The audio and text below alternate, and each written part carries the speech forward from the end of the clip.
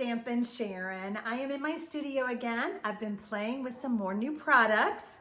I hope that I inspire you, and I hope that the great tip I have to share with you helps you when you purchase this bundle.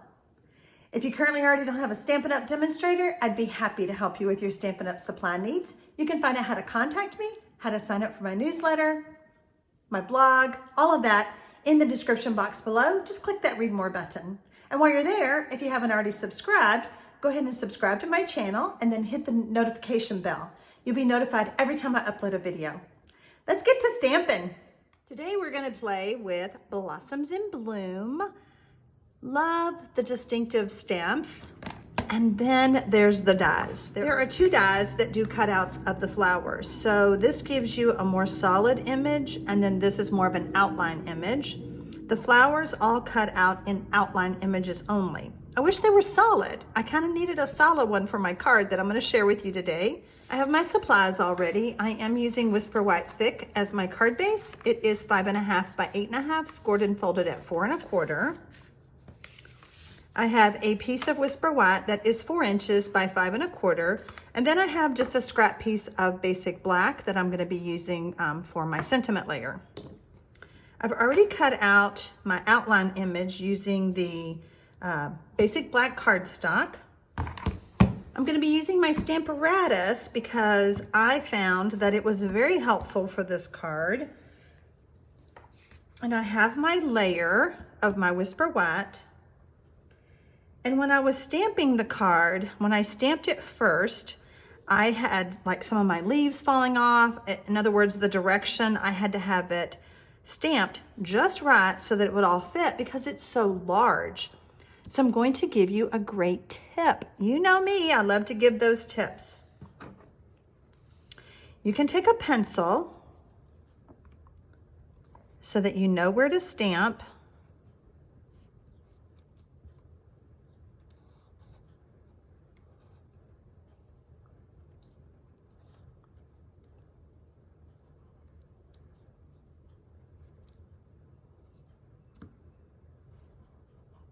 Notice I'm not doing the entire outline, I'm just doing the flowers that are on the edges.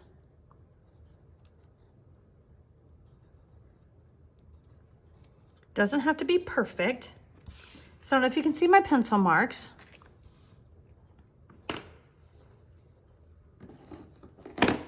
Then you can take the stamp and you can decide. Let's see, I think it's gonna go this way. We're gonna scoot it up some. I'm sure you can't see on the camera, but I can see my pencil marks, okay? Then I'm going to pick it up with the plate.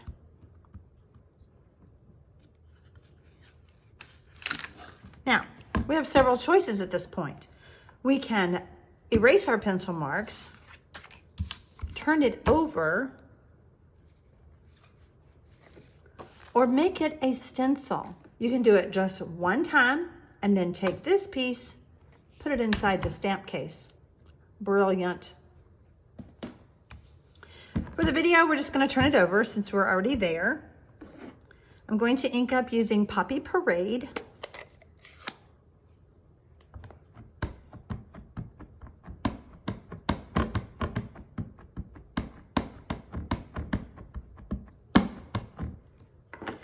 There are lots of ways you can use the stamp set, the dies. This is a quick and easy way because it fills up the whole card front.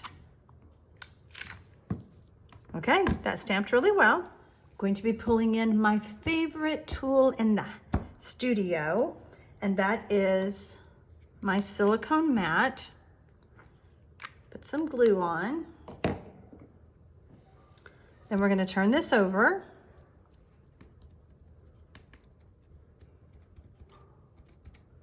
And we're able to apply the glue, not too much, not too little.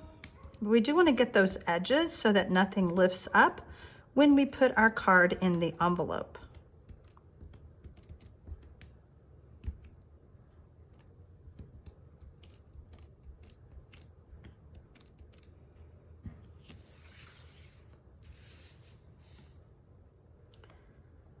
The liquid glue also gives me a little bit of freedom to move it if I need to before I actually press it down. There we go. Now, when I said there's other things you can do, I could have stamped the other little flowers here. I could have stamped the leaves. Opted not to do that for my card.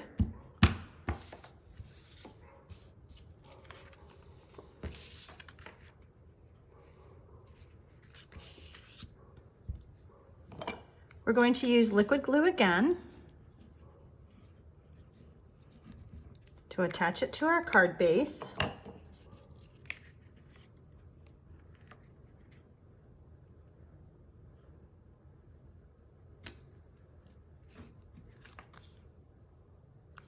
I love the wiggle room that the liquid glue gives me.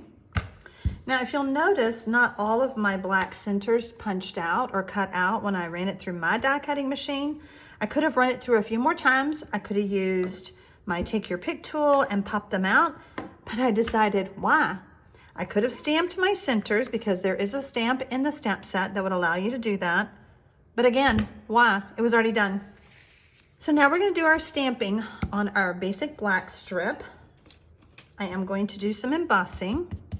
I have several other cards to share with you, different examples using the same stamp set, a little bit different technique.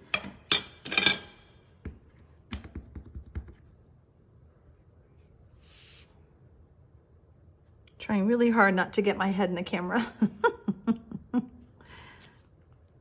That's a little crooked. All right, we're gonna fix it.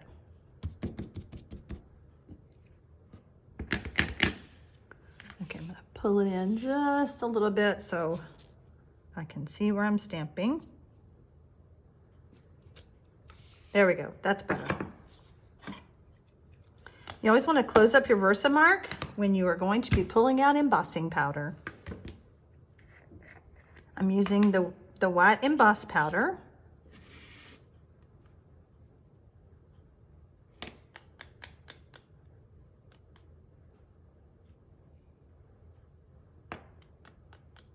I have a new work surface and it is wood. I think it could handle the heat of my heat tool. However, it's new and I don't want to take that chance. So I'm pulling in, this is just a cutting board that I have covered with foil. I've always felt like over the years that it helps direct the heat and helps it melt faster.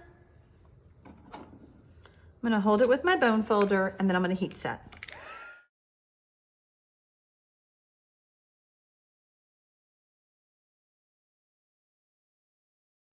Next, I'm going to take my snips and I'm going to trim off that edge. And then I'm going to come up the middle and just form a little banner. Like that. I'm going to use my black dimensionals that I just love to use on black cardstock. Perfect. When you buy a package of these, they come in the regular size, and then there's also the little mini ones. So it's awesome in the same pack.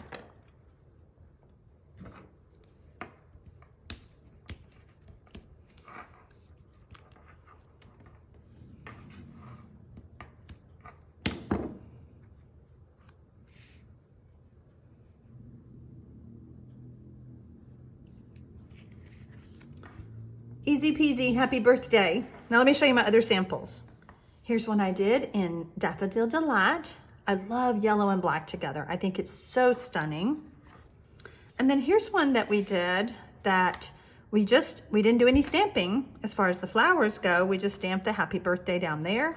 But then we used both of those dies and cut out using Petal Pink and Calypso Coral. I hope that I've inspired you today.